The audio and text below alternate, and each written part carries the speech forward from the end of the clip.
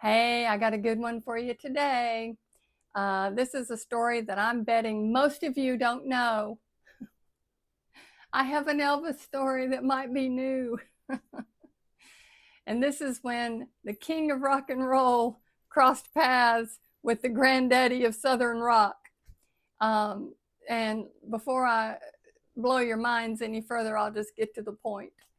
So in the 70s, I was a Southern rock girl.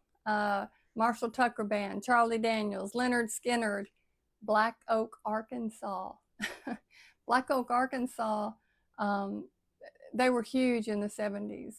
And they filled arenas. They did the California Jam. They've played all over the country. They recorded at Stax recording in Memphis, which is where Elvis did some. So that's how they're gonna come across each other. Now, Black Oak, Arkansas is from Black Oak, Arkansas, which is in the northeast corner of the state. But they were based out of Memphis for a while. And Elvis apparently liked to help homeboys. And so Jim Dandy tells the story, and I'm going to put that interview at the end of this clip.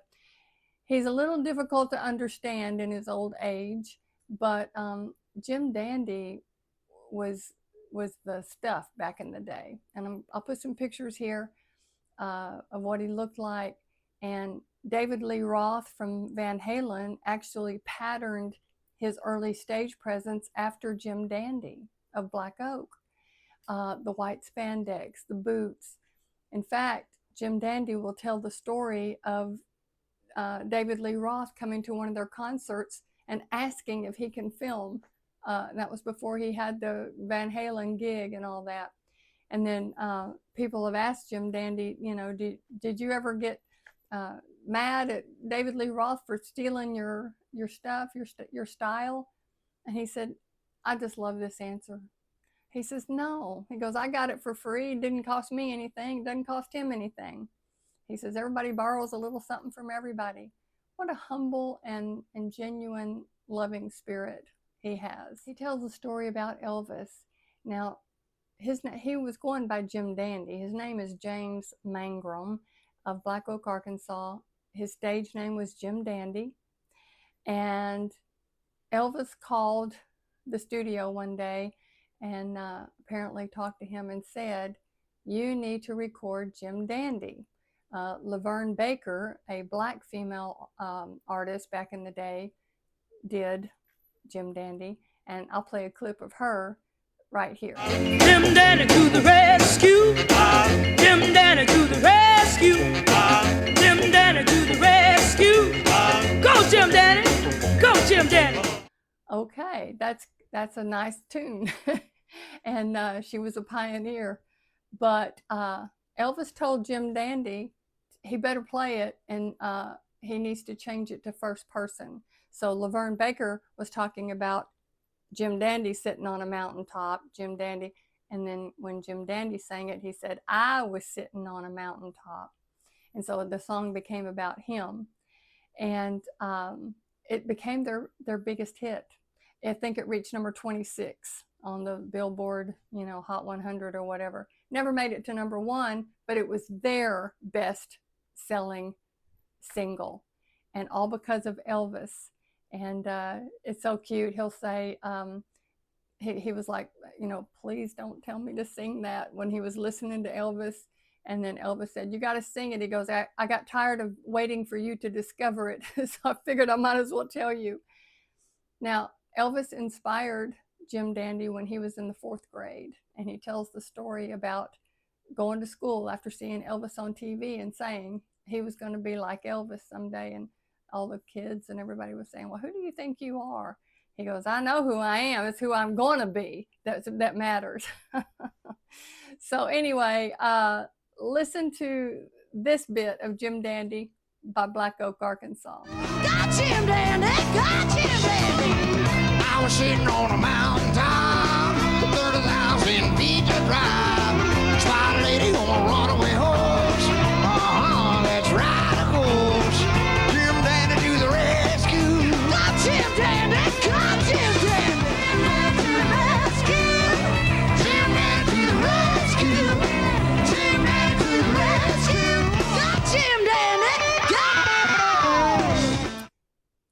How about that? That's a song you can get down to. Now, Ruby Starr is the female in that clip, and unfortunately, she passed away from breast cancer in her early 40s, I think. She was very young, but boy, they made a great duo on stage. But that white spandex and the strutting around and all that, David Lee Roth patterned after that. There's also rumor that Axl Rose of Guns N' Roses got some of his gravelly voice inspiration from Jim Dandy. So I want to leave you with this. I will play the interview here if you want to hear that clip about talking about Elvis and David Lee Roth. And now you know the rest of the story. A caricature of ourselves in ways of they need to give real pillars of this business that were real, like Elvis Presley, not Fabian was Hound Dog Man, but Elvis Presley was selling You Ain't Nothing But a Hound Dog to teenage white girls whenever Big Mama Thornton showed. She's singing about a little skinny black man, okay? You ain't never a hound dog, you never caught a rabbit, you ain't no fish. But that's okay, but man, that's pretty good salesmanship right there. But he had the moves, and it was rippling through the whole thing.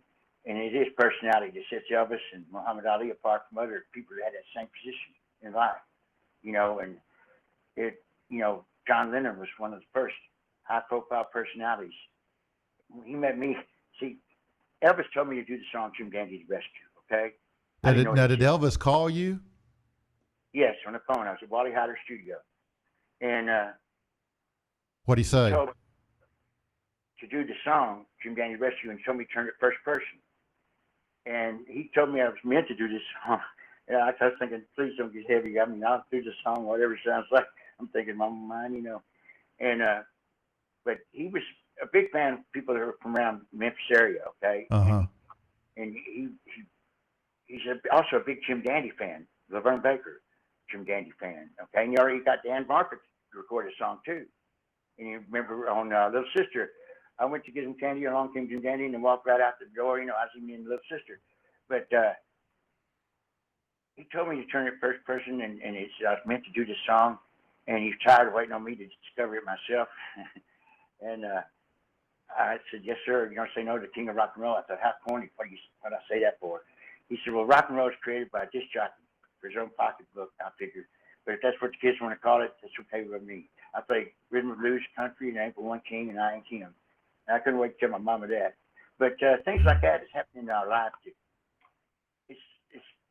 It's obvious divine intervention going on, shaping us to what we are. Right. The one that laughed me out of fourth grade, when I said I wanted to have Elvis' job, they all say, who the hell you think you are? It ain't who I are. So I'm going to be. It's America, damn it, But I tried. Hey, has David Lee Roth ever thanked you? Well, he kind of begrudgingly thanked me for not saying that he stole anything from me. And I told him, I said, he couldn't steal nothing from me. I got it for nothing. He can have it for nothing. I wouldn't advise it to most people, not unless they have true blue want to. They shouldn't. I had a song I wrote not too long ago called "I Wouldn't Want to Be Like Me If I Was You." But, what's kept me going wrong for a long time is kept me on the right path. Is the main thing is keep the main thing, and that's the main thing. Yeah. And whatever main thing people got in their life, as long as they keep the center of what is the main thing, it means, to me, right up there with the big ones is family, love, and true friendship. Things like that you can't, things I wouldn't expect to come out of Mr. Hot and Nasty, like believe in love, not lust.